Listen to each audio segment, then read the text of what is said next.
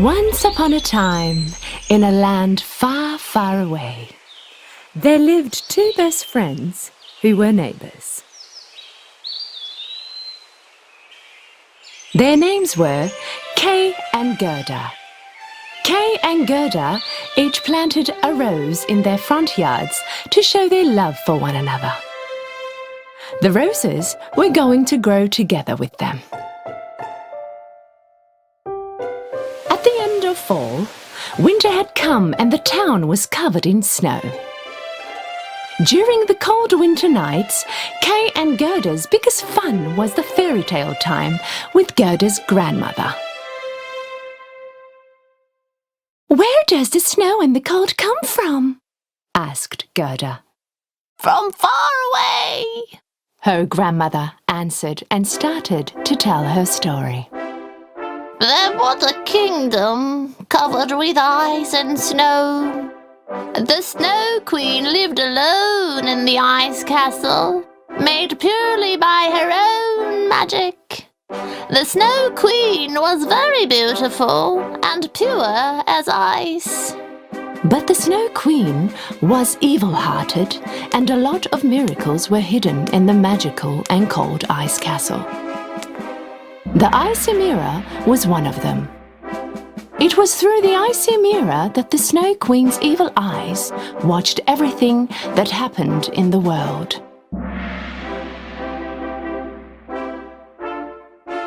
Right at that moment, Gerda saw the Snow Queen watching them behind the window. "Kay! Grandmother! Look! It is the Snow Queen watching us through the window!"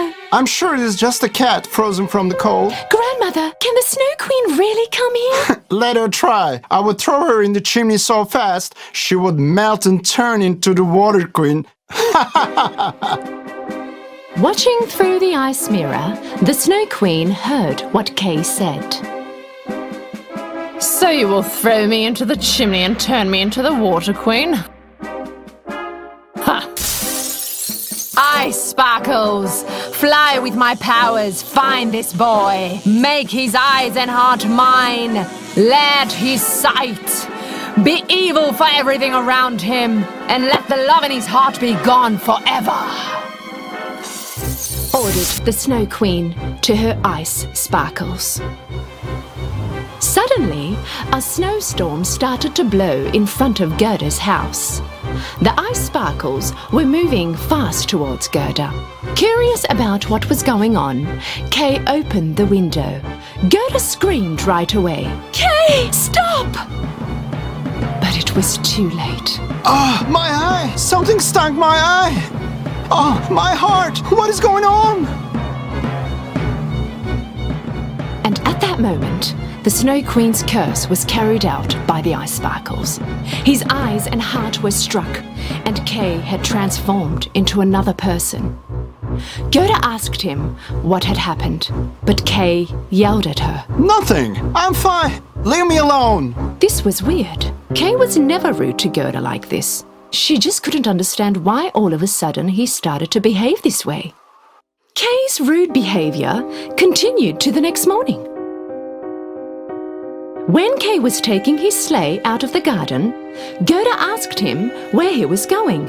He snapped at her again. He jumped on his sleigh and moved away. Gerda ran after him, but could not reach him. Suddenly, on her sleigh, the Snow Queen appeared from nowhere, and Kay started to follow her. Gerda was stunned and couldn't do anything as they both disappeared from sight. The Snow Queen was taking him to her ice castle. Gerda spent days in front of her window, waiting for Kay to come back. Days and months passed, and the winter was over. But still, there was no sign of Kay. Couldn't stand waiting anymore. Gerda made up her mind, taking only the mirror her grandmother gave her. She'd head out to start looking for her dearest friend, Kay. Brave Gerda passed many roads and asked everyone she met on her way if they had seen Kay. Finally, she reached the shore of a river. She looked around and there was no one to be seen that she could ask about Kay. She asked the river but could not get a reply. At that moment, a seagull came next to her. The river would definitely have an answer for you, but first you have to give her a gift. Gerda took out her dearly beloved necklace and placed it on the water of the river. Suddenly, a miracle happened, and from nowhere, a small boat appeared right in front of her. Gerda thought that the river liked her gift and was returning the favor.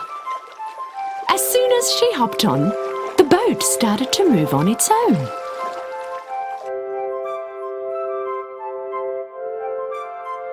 The boat brought Gerda to another shore.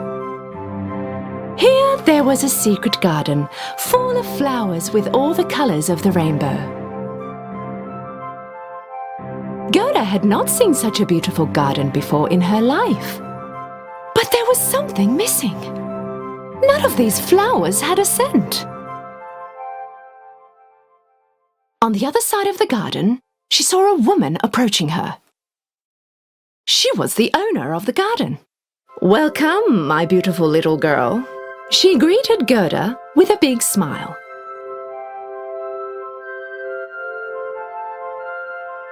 And suddenly, she realized that she could smell the flowers in her garden again. "I am sorry that I entered your garden without your permission," said Gerda. "It's okay, honey. Come on, my dear. I'm glad you came. It's been such a long time anybody's come to my garden. Tell me, what are you doing here all alone?" Gerda told the flower lady that she was looking for her friend Kay, asked whether she knew about him. But the lady said that Gerda was the only person she had seen. "Really? Well, then let me get back to the road. I have to find Kay as soon as possible." The flower lady didn't want her to go away, so she made up a lie. "Did you say Kay? Let me see. I might have seen him around somewhere." Gerda told her everything, and when the flower lady heard the Snow Queen's name mentioned, she got very worried. Snow Queen?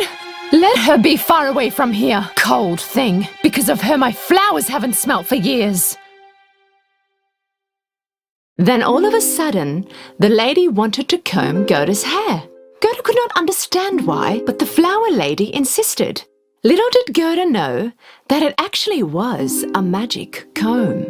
The magic comb made Gerda forget about everything she knew. Only her joy remained. But the flower lady was not evil. She just did it for fun. When she woke up from her sweet sleep, Gerda did not remember anything, not even why she was there or how she got there. But when she saw the roses on the lady's hat, she started to remember things. No magic could overcome the power of true love. Gerda didn't know how long she stayed in the Garden of Sleep, but her memories suddenly all came back. She immediately turned back to shore. The boat was still there, but she did not know which way to go or what to do. At that moment, a crow started to fly over her head. It was as if he was trying to tell her something. So Gerda started to follow him. She followed the crow for a while until they reached the icy seas. Right in the middle of the ice, there was a pirate ship from some time ago, where the crow flew and landed. Gerda followed him on her boat and made her way to the ship.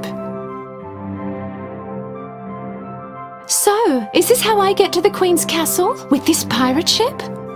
Pirates appeared on the deck, and one of them, a pirate girl, approached Gerda. You go wherever we go, and that is nowhere! Ha ha ha!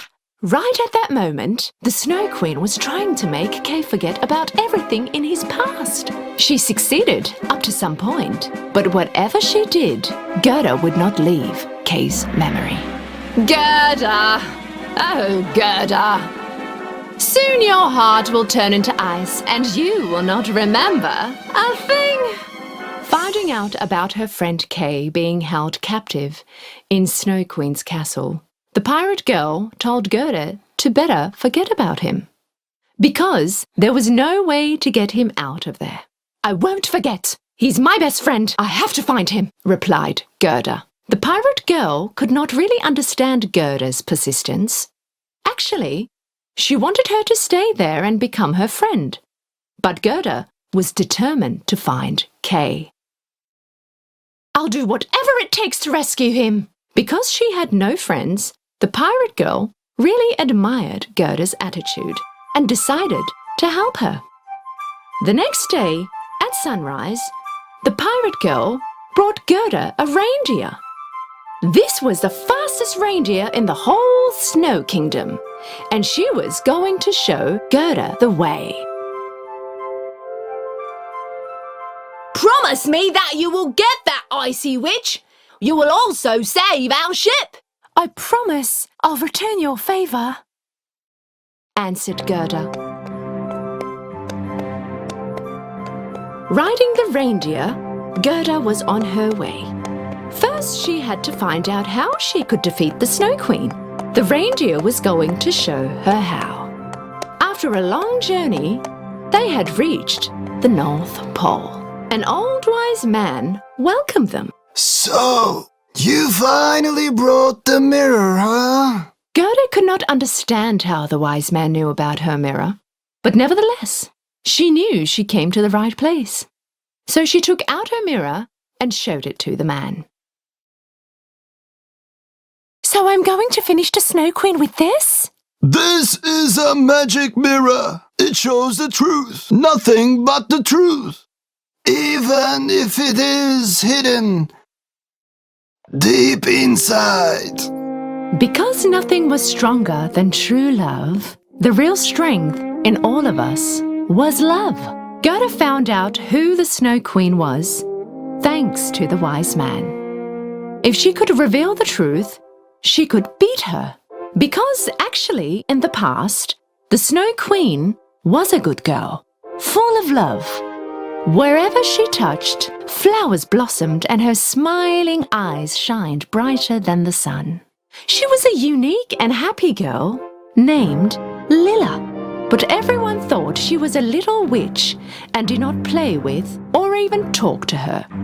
Left all alone, Lilla wasn't a happy girl anymore. She started to hate everything and everyone around her. Until one day, she made a wish. Everyone mean to me shall turn to ice. And then she built a castle made out of snow and lived in it, far away from anyone, all alone and without love or joy. Gerda arrived at the Snow Queen's castle and entered inside. She saw Kay in one of the corners, making an ice sculpture. You're here! I found you! Kay! It's me, Gerda! Don't you remember me? Kay looked at Gerda, but he did not recognize her. Ha! Ha! His heart, like everything else here, has turned into ice. Gerda did not pay any attention to what the Snow Queen was saying. Let him go! He belongs to me now. I will turn you into ice as well. No, you won't make it! Kay! I love you! Kay slowly started to remember. Gerda? Yes, I remember now. Furious, the Snow Queen shook her wand as fast as light, and out came the curse of ice. Right at that moment, Gerda took out her mirror and held it against the curse. Hitting the mirror, the curse disappeared. And the moment had come. The Snow Queen looked at Gerda's mirror, only to see that it wasn't her reflection she saw on the mirror. It was the face of a little girl, the face of Lilla. Suddenly, the Snow Queen returned to her little and loving self and became Lilla again. Thank you very much. Now I know who I really am. I'm free again. Goodbye. Kay and Gerda looked at each other and smiled. From now on, they would never part and they would grow together. just like the roses they had planted in their front yards. Once upon a time, there lived a married couple. Although they really wanted to have a baby, well, for them, it just wasn't possible. One day his wife went to the old witch and told her she wanted a baby. "Don't be sad, my dear girl. Where there's a will, there's a way. Take this seed and plant it in a pot and wait and see. You'll be surprised." His wife was very happy. She thanked her with joy. In return for her amazing favor, she gave the witch some money. Later on, she went straight home and planted the seed in a pot. With great patience, she began to wait near the pot. Soon later, a big tulip-like flower began to blossom. Right that moment, she thought to herself, "What a beautiful flower." With its leaves still unfolded, she reached over and kissed it. Short after, the leaves began to unfold. In the flower was a child sitting down. With great confusion, the lady picked up the tiny girl in her hand. "What a tiny little child you are!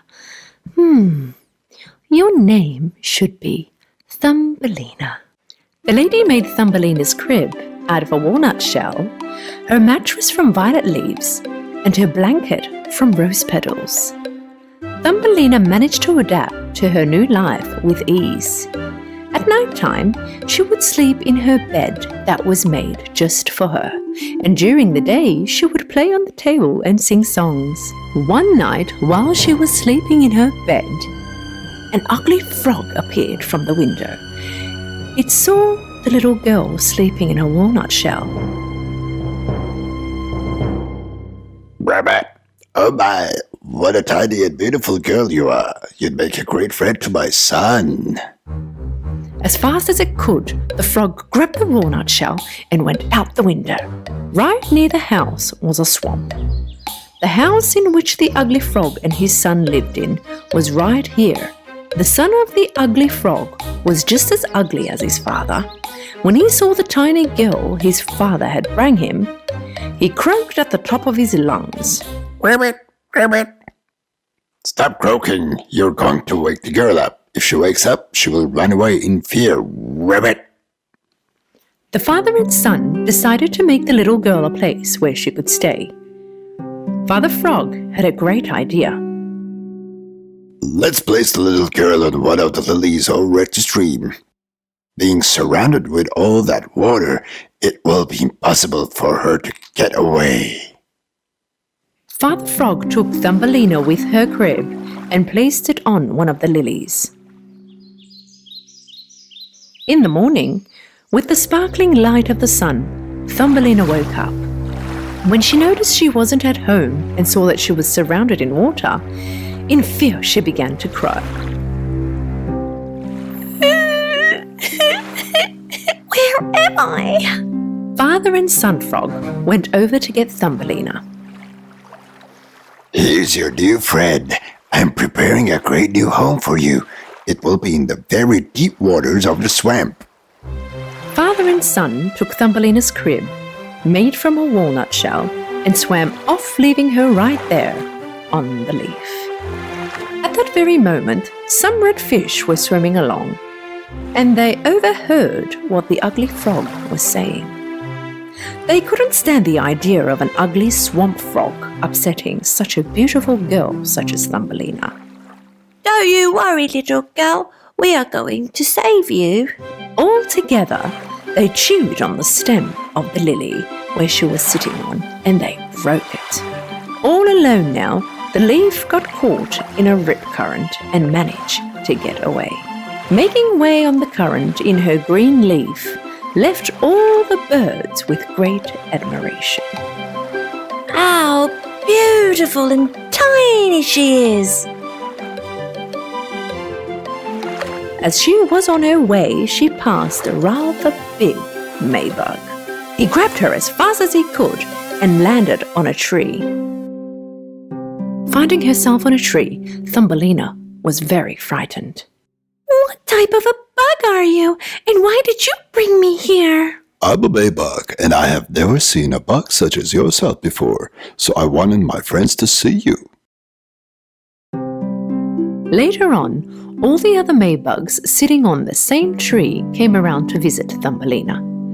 Trying hard not to show it, all the Maybugs were jealous of her amazing beauty. You're a funny creature. How rickety, doesn't even have wings. How ugly! You can barely look at her face. You are free to go wherever you want. We don't want such an ugly thing being near us. Thumbelina spent the whole summer all by herself. She overcame her hunger and thirst by drinking the water of the flowers. A long time passed and the weather began to cool. Because of her summer clothes, she got cold. A field appeared from afar. The field was covered in straw. After a long walk, Thumbelina made it to the field. Under the straw, she managed to find a field rat's home. With a chance on finding some food, Thumbelina knocked on his door and asked for some barley. Kind-hearted field rat took her in. She got in that instant and ate up all the food the rat had offered. The field rat really liked Thumbelina. If you tell me a story every day, I will allow you to stay with me to the end of winter. With great satisfaction, Thumbelina accepted her offer. Today my neighbour will come by. He's in better condition than me. If you go with him, you'll be very comfortable. But keep in mind, he has very bad eyesight. You will need to tell your best fairy tales and occupy him forever. A little while later, with his velvet fur on his back, appeared a mole. Thumbelina wasn't very fond with the mole, but she didn't want to disappoint him, so she agreed to sing a song for him. Fly, fly, ladybug, wedding will be tomorrow. Mommy will buy you new shoes and clothes tomorrow. Even though he had poor eyesight, the mole realized he liked Thumbelina very much and decided to take her home. I managed to come all this way by digging a hole and making a tunnel. If you like, we can go the same way and I can show you my house. Thumbelina was hesitant to go. Seeing the rat agreeing, Thumbelina accepted his offer. They managed to make their way. During this time, they saw a swallow lying down on the ground with its wings on its side and its head and feet tucked under its feathers. This bird wasn't here when I was coming. It must have just fallen through the hole. Thumbelina thought about the birds in the forest and remembered them chirping above her. She couldn't handle the sight of them being in this state and was very sad. Without the field rat or the mole seeing, she turned to the swallow and gave it a kiss. This bird could be one of the birds that was chirping during summertime. If that's so, then I owe him a lot. Come on, Thumbelina, we are waiting for you. She couldn't sleep that night. She knitted a quilt with the straw, went to the corridor and covered the swallow. She wet the mint leaf she used as a blanket and placed it over its head. Please be better soon, sweet little bird. The following day, Thumbelina went over to see the swallow and saw that its eyes were open. I don't know how to thank you. You took such good care of me. Now I will recover in no time. Once I have totally recovered, I will be able to go next to my friends in warmer countries. It's very cold outside. You should rest in your warm bed and recover at once. After Thumbelina was done giving advice to the swallow, she brought some water with the help of a flower petal and helped her drink it. And later on, listen to how she broke her wings, smashing into the bushes. The wounded swallow wasn't as fast as her friends. She was tired, and so she fell. At last, spring had sprung, and the sun began to warm the land once again. The swallow knew that it was time to say goodbye to Thumbelina. Would you like to come to the forest with me? I would have liked to come with you, but my friend the field rat would be very sad. I can't leave her. In that case, farewell, Thumbelina. Maybe someday we will meet again. With teary eyes, Thumbelina watched the swallow fly away. With summer ahead, Thumbelina's worries began to arise. It is summer now. Now that the Valva-furred mole would like to marry you, we should get some beautiful clothes together. When winter is here, be ready to live with me underground in the soil, Thumbelina. Before Thumbelina began her life underground where it was cold and dark, she went outside for the last time to see the sun. Just as she was about to enter, right above her head, she heard a bird. When she turned her head up to have a look, she saw her most loved swallow. Thumbelina told the swallow that she was being forced to marry the mole and that she had to live underground where there was no sunlight. Winter is nearly here. We are preparing to go to warmer countries. Please come with us. You've saved my life. I would like to pay you back. This time, Thumbelina accepted the swallow's offer. And off they went. Thumbelina and the swallow flew away over the forests, seas, and the mountains covered in snow. Later, the two friends arrived at warmer countries. These places were amazing. The sun was brighter and the sky was shimmering. This is my home. Please pick the best flower for yourself. This is beautiful. The swallow placed Thumbelina in a beautiful flower. Amongst all this beauty, Thumbelina was very happy. Sitting in her flower and looking at it in detail, she was mesmerized. In the flower sat a tiny man as shiny as glass. This man was the fairy of this flower. Every flower had its own fairy. He was as tall as a finger. He had shiny wings on his shoulders and a golden crown on his head. It was the first time the handsome fairy had seen a beautiful girl the same size as he was.